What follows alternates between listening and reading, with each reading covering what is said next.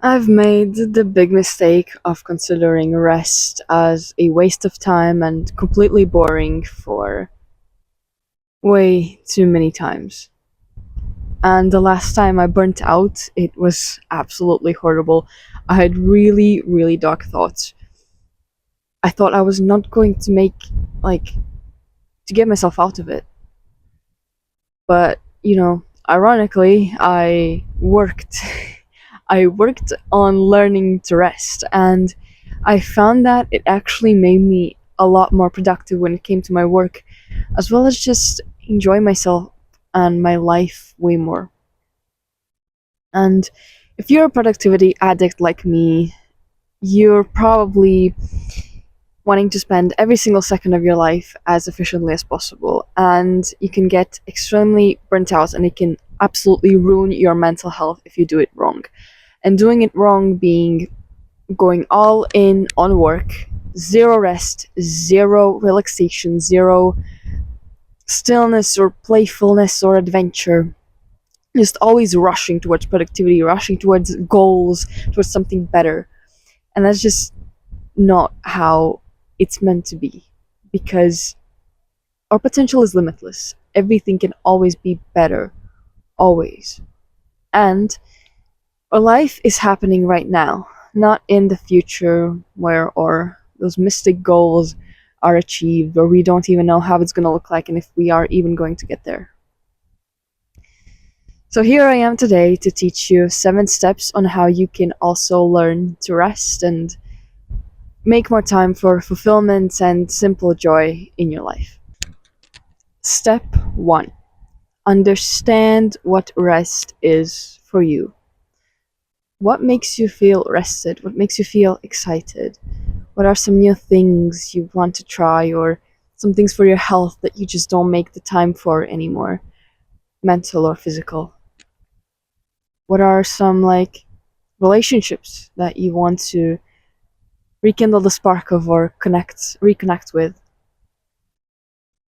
What makes your brain feel rested, and what makes it enter this sort of flow that does not feel like work at all?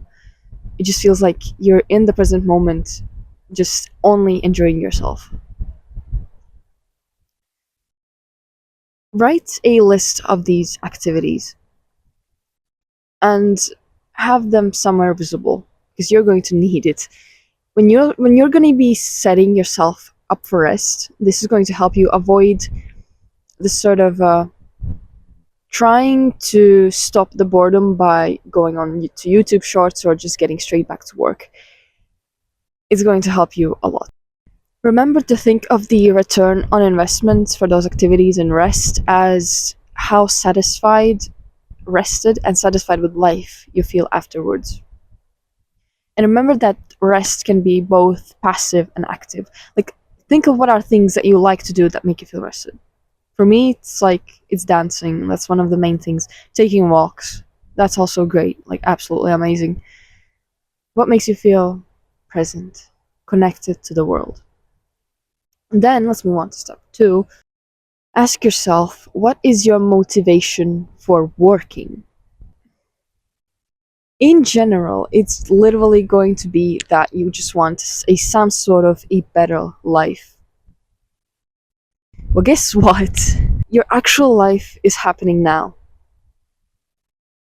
If you spend this whole time working towards something, like progressing towards something, you're not going to get a better life, because that's just going to continue. All of those things that you're going to achieve, they're going to place new responsibilities on you. And you're going to have to continue working anyways. There's not going to be a point of time where you just stop and you don't need to do anything anymore. All you need to do is just whatever, and money's coming into your pocket on its own. Like, yes, you can achieve some percentage of that, but your life's happening now and you don't want to be missing out on all these memories and things you could make. So think of yourself as a very old person on your deathbed. You know you've lived an amazing, full on long life. You're happy. But these are your last few days of your life.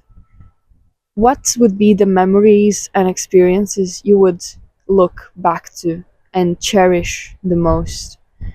What would make you think that, yes, I've lived a great, fulfilling life?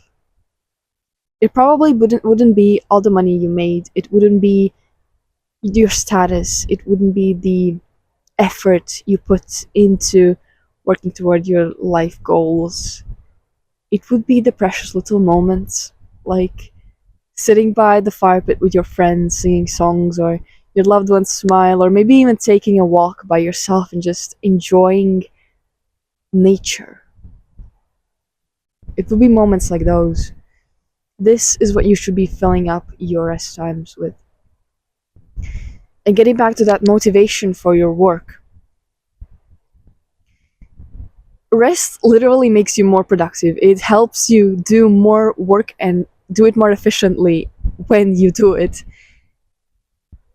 Like, you're not a robot. You have this sort of capacity that you can fill. And once you go over it, it drains the batteries for the next and the next and the next time that you're working. Rest is literally necessary. Like, for example, if you want to work to, say, provide for your kids, you need to also understand that you need to rest to provide for your kids, to be able to do that fully and as best as you can. Change your mindset for when it comes to rest. It's not just work that will bring you closer to that success that you want, it's also rest and how fulfilled you are in life, how happy you are, how much energy you have. And rest is actually a great way to also do some work, to like disconnect from your actual work, like detach from it. And then your brain starts working differently. You're having these conversations with yourself, these productive conversations with yourself. Maybe you suddenly come up with new ideas or solve problems just randomly because you've emotionally detached and you're resting. You're giving your brain time to refresh itself, re-oil those cogs. Now that we have shifted our mindset a little bit, what are the practical steps that we can take to actually start learning to rest? And then step 3, if you really, really struggle with resting, you can always start by creating this discipline to do it, this proper discipline to just rest. Set either days, specific days in the week, or specific times during the day where you're just not going to do any work at all. What's really important is that you really promise yourself this and get an accountability partner for it. That's going to help you immensely. I had my partner there with me, supporting me with it, and it really, really helped because I found myself wanting to get back to work a lot, and the feeling was pretty intense, to say the least. My greatest tip for this step is that when you're feeling this feeling, this emotion of needing to do something, of needing to be productive, meditation is extremely, extremely helpful. You can find like meditations for slowing down, like things like that on YouTube. Just sit down, listen, be present, be mindful. It's going to help you a lot. And also, I did shadow work sessions. I just sat down, closed my eyes, went deeper into myself, and had a conversation with this part of me that kept telling me that you should be doing this right now, you should be doing that. Why are you not doing this? This feels wrong. I had a conversation with that part of myself, and I kind of just, through this shadow work, through this meditative practice, I let it go. You can look up shadow work on YouTube as well. I'll link a great video for this from Clark Kegley in the description. Step 4. Once you have built up that discipline to rest, once it doesn't feel like a complete waste of time anymore, once you see some results from it, you see that you're being happier, you're being productive, more productive with the work that you are doing, this is the time that you start going more with the flow. You start understanding yourself, your emotions, your feelings, through self-awareness and talking to yourself and really listening to your body. You start to understand when you need discipline, when you need rest, and when you can go just all in on work because you're super excited, you have the energy for it. I've had interviews with 11 successful entrepreneurs as part of my school course, and they've all literally all said to me, no matter how much routines they have or like things that they try to do, they always, regardless, go with the flow. Yes, they have the discipline to work when they need to, but they listen to their bodies and what they need and they go with the flow. That's also the amazing part of being an entrepreneur, or if you're trying to build your own business, or getting financial freedom, or getting any kind of freedom. That's kind of the best part of being an entrepreneur. So if you're not going to be using it now, you're probably not going to be able to use it later either. So it's best to actually learn to do this right now and create. Oh my god, there's another ant. An ant just bit me. Oh well. Anyways, the perks of being in nature. So, where was I? Yes, you're trying to create this freedom, but you're limiting your freedom now. That's a bit stupid, not gonna lie. Anyways, again, yes, that doesn't mean that you should be lazy. No, it means that you need discipline to do both work and rest, and that you understand when to do each of those. You know when it's right. One thing that can help you is asking yourself which one would make both the present and the future me happy. Both of those, not just your future self. Put practice into it. Nothing needs to be perfect. Don't worry, you'll get it in time.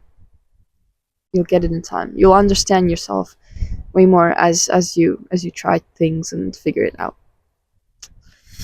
So then, step 5. Use the Pomodoro technique. That is when you work for 25 minutes focused and you rest for 5 minutes.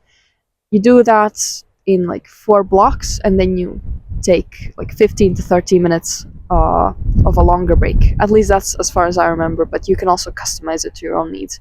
You can download the Pomodoro tracking app. That's helpful as well. This will really help you train your rest muscle.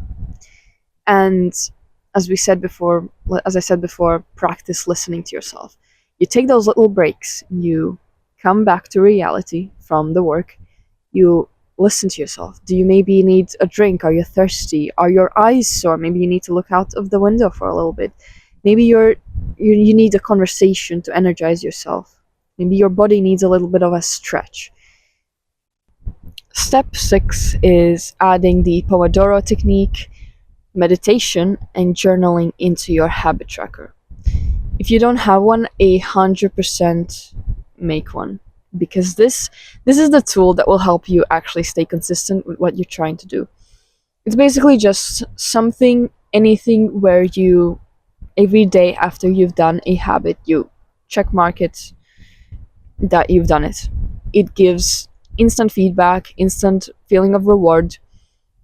It's just like the essential tool if you want to build new habits. So those 3: Pomodoro, journaling, and meditation. Meditation will help you stay in the present, stop worrying about the past or the future, what you haven't done or what you should be doing. And journaling, a good journaling prompt, is like we did before. Imagine you're on your deathbed again. You're very old. And then come back to your present self. If you were if the old version of you had a chance to revisit one day of their life and you get to choose it, why would you choose this exact day? And describe moments of today as if the old version of you is reliving them. It can be literally anything. Like, it can be taking a cold sip of water and just feeling it nicely go down your throat. Stuff like that. It can also be something more bigger, like um, achieving some sort of success and celebrating it with a loved one. and like just describe it in like detail, how those moments felt and what they looked like. This will motivate you to create those kinds of moments for yourself more, as well as appreciate the present moment and the little things that really matter during the day outside of work. Step 7, the last step, is stop comparing yourself to others. Everybody has different workflows, different capacities. If you can work the best during the night and sleep during the day, amazing for you.